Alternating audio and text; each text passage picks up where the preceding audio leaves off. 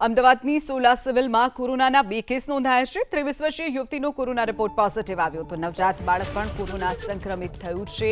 Corona સંક્રમિત નવજાત બાળકને હાલ ઓક્સિજન પર રાખવામાં આવ્યું છે। વૃદ્ધો અને સગર્ભાઓને ખાસ કાળજી રાખવા માટે અપીલ કરવામાં આવી રહી છે। વૃદ્ધો અને સગર્ભાને માસ્ક પહેરવા પણ તબીબોએ અપીલ કરી છે। અમદાવાદમાં સતત કોરોનાના કેસો ફરી એક વખત વધી રહ્યા છે। સિવિલમાં નવા 2 કેસ નોંધાયા છે, જેમાં સારવાર હેઠળ 23 વર્ષીય યુવતી અને નવજાત બાળકનો સમાવેશ છે। હાલમાં જે કોરોના અત્યારે દેખાઈ રહ્યા છે એ કેસ પણ એક સામાન્ય ફ્લૂ જેવા જ લક્ષણો એની અંદર જોવા મળે છે, જે ખાસ કરીને એમાં JN1 પ્રકારનો વાયરસ આપણને ફાઇન્ડ આઉટ થયેલો હોય છે। એના લક્ષણ પણ સામાન્ય ફ્લૂ જેવા જ છે।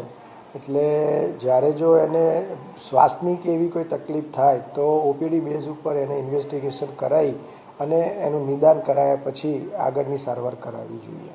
લોકોએ ખાસ તકેદારી જે અગાઉ આપણે રાખતા હતા તેમ ભીડવાળી જગ્યાઓમાં જવાનું ટાળવું જોઈએ। શક્ય હોય ત્યાં સુધી આપણે કફ એટિકેટનું પાલન કરવું જોઈએ। માસ્ક શક્ય હોય તો માસ્કનો પણ ઉપયોગ કરવો જોઈએ। એ જે અગાઉ આપણે તમામ પ્રિકોશન્સ લેતા હતા એ તમામ પ્રિકોશન્સ, અને એમાં પણ ખાસ કરીને જે ઇમ્યુનો કોમ્પ્રોમાઇઝ દર્દીઓ હોય, ઉંમરલાયક દર્દીઓ હોય, સગર્ભા બહેનો હોય, નવજાત બાળકો હોય, એ લોકોએ ભીડવાળી જગ્યાઓની અંદર જવાનું ટાળવું જોઈએ।